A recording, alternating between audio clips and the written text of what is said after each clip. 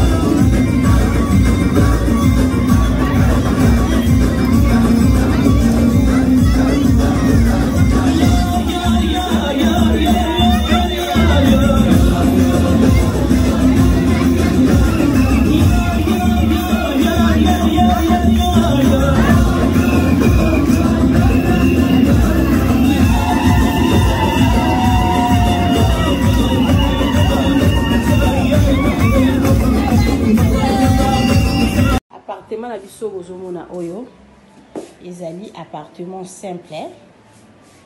Air moko ekomaka pe 2 chambres, salon, cuisine. Appartement na biso ezali na eza climatisé, eza na télévision, tout ça ka ventilateur au cas où courant est rejeté.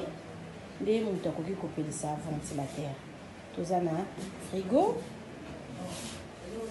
Appartement na biso eza propre makasi. Tout tient moi garde-robe awa. Ke moto akoki kotia bilamba na ye. Eza vraiment na espace. Espace oyo bozomona oyo. Ekoki kokota kiti.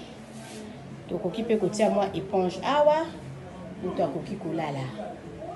Kiti ekoki kokota awa. Parce que ndeko moko ayaki awa alingaki kiti te tobimisi kiti ekotaka kiti na mesa. Appartement oyo eza appartement simple. Akomaka 2 chambres salon. Tokota la deuxième chambre na ye. Yango yo. Soko lingo loué yango appartement simple moko. Soko lingo loué yango appartement de 2 chambres. Appartement na biso yango yo. Oyo eza deuxième chambre na ye yango yo. Deuxième chambre oyo akoma pe appartement chambre salon cuisine. Soko lingo zongo pe na appartement ya pamba. Olingo zongo appartement chambre salon cuisine. Eko Makapé, appartement numéro 6.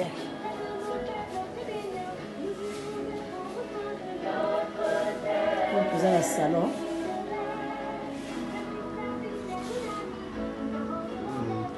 Salon en gros.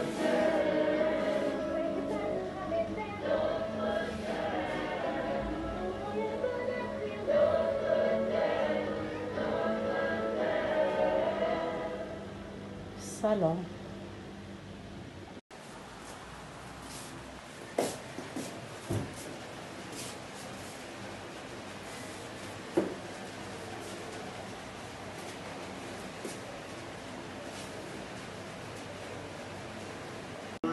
Appartement numéro 6.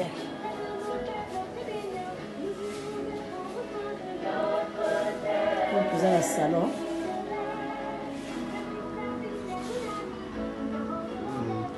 Salon en gros.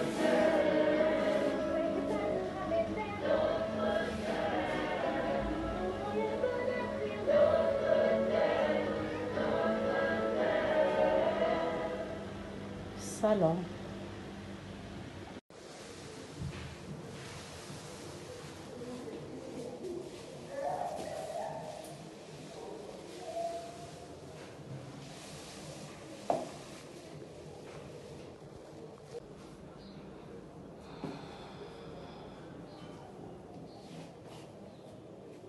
Appartement de chambre, salon, cuisine.